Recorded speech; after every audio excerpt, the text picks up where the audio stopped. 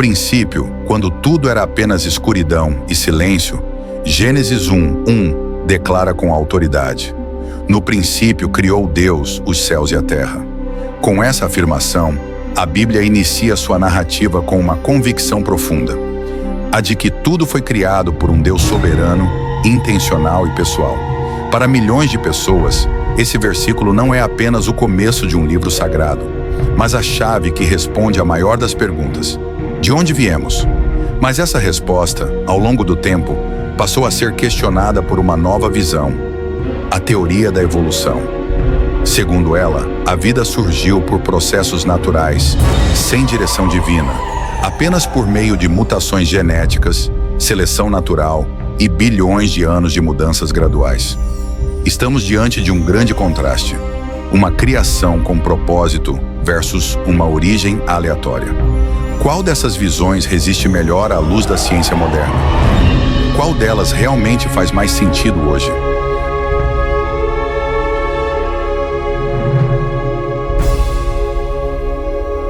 A teoria da criação apresenta um universo intencionalmente formado por um Criador. Nada surgiu ao acaso. Cada detalhe, dos oceanos à complexidade do corpo humano, seria o resultado de um projeto inteligente. Essa teoria é a base das tradições judaico-cristãs e por séculos moldou a visão de mundo da humanidade. Em contrapartida, a teoria da evolução, proposta por Charles Darwin no século XIX, argumenta que todas as formas de vida evoluíram a partir de um ancestral comum. Fósseis, genética e observações de campo sustentam essa ideia. Ela é amplamente ensinada nas escolas, celebrada nos documentários e referenciada em pesquisas científicas. No entanto, essa teoria não responde a tudo. Ela explica como a vida muda, mas não como começou. E aqui está uma brecha que a criação continua preenchendo. Se não foi a evolução que iniciou a vida, o que foi? A ciência até hoje não tem uma resposta concreta para a origem da vida a partir da não-vida. E esse mistério é terreno fértil para se considerar a existência de um Criador.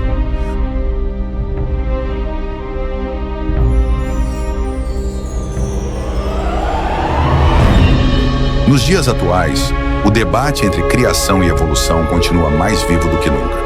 Muitos cientistas mantêm sua confiança na evolução como um modelo mais plausível, mas cresce, silenciosamente, o movimento do design inteligente. Um grupo de estudiosos que, sem necessariamente defender a Bíblia, afirma que há sinais evidentes de propósito e engenharia na natureza. Eles destacam estruturas como o DNA, o olho humano e sistemas celulares que apresentam complexidade irredutível. Ou seja, só funcionam com todas as partes operando juntas. Retire uma e tudo desmorona. Isso contraria a ideia de mudanças graduais e aponta para algo que parece ter sido planejado desde o início. Esses cientistas dizem que a vida se parece mais com um software muito avançado do que com um processo aleatório. E quem é que escreve softwares tão complexos assim, sem um programador?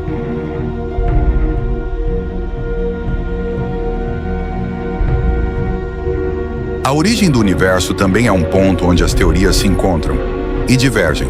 A ciência moderna defende que tudo começou com o Big Bang, uma gigantesca explosão que deu início ao tempo, espaço e matéria. Mas a pergunta que permanece é: o que causou o Big Bang?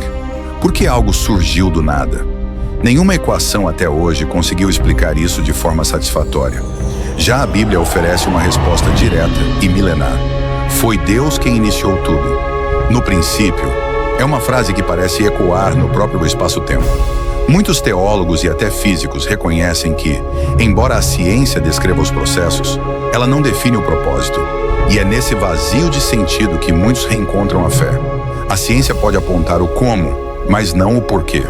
A criação, nesse ponto, oferece não apenas uma origem, mas uma razão para a existência.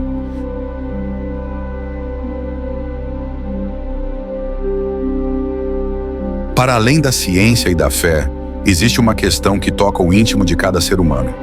Qual dessas visões nos dá verdadeiro valor?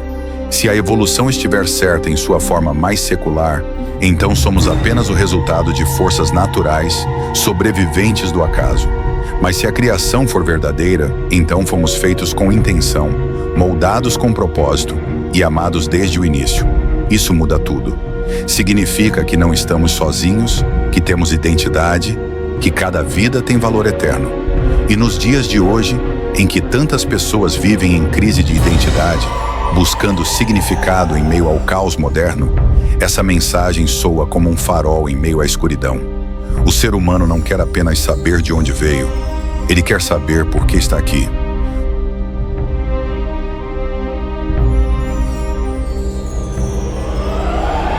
O avanço da genética e da biologia celular trouxe descobertas fascinantes que desafiam até os cientistas mais céticos.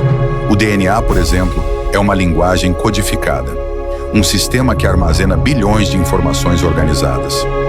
Não há exemplo de linguagem sem um autor. Isso tem feito muitos estudiosos repensarem antigas convicções. Será mesmo que uma estrutura tão sofisticada surgiu por acaso? Até mesmo o famoso ateu Anthony Flew, filósofo britânico, declarou em seus últimos anos que não conseguia mais negar a evidência de uma inteligência por trás da vida. Ele não se converteu ao cristianismo, mas reconheceu que a explicação materialista estava falhando diante da complexidade da existência. E isso mostra como a discussão está longe de estar encerrada.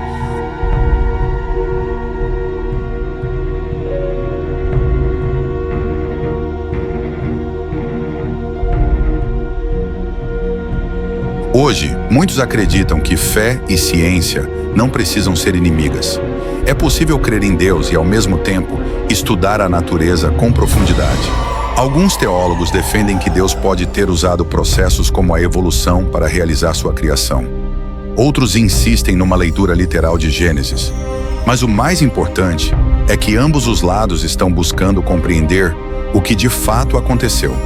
A ciência com seus instrumentos e a fé com suas convicções.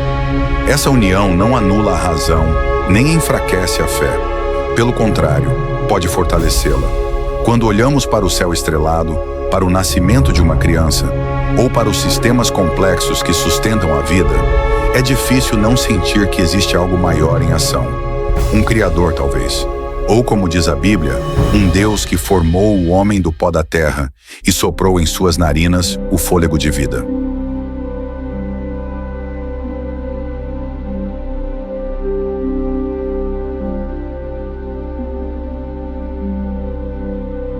Em resumo, as duas teorias continuam coexistindo, cada uma com suas forças e fragilidades.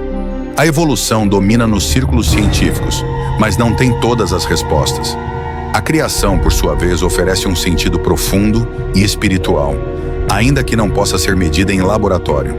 O que vemos é que, mesmo com tantos avanços, a origem da vida e do universo permanece como um dos maiores mistérios da humanidade. E talvez o mais importante não seja provar qual é a verdadeira, mas continuar buscando com honestidade, humildade e curiosidade. Porque essa busca, seja ela feita com telescópios ou com a Bíblia na mão, mostra que o ser humano não se contenta com o acaso. Ele quer saber, ele quer entender, ele quer crer.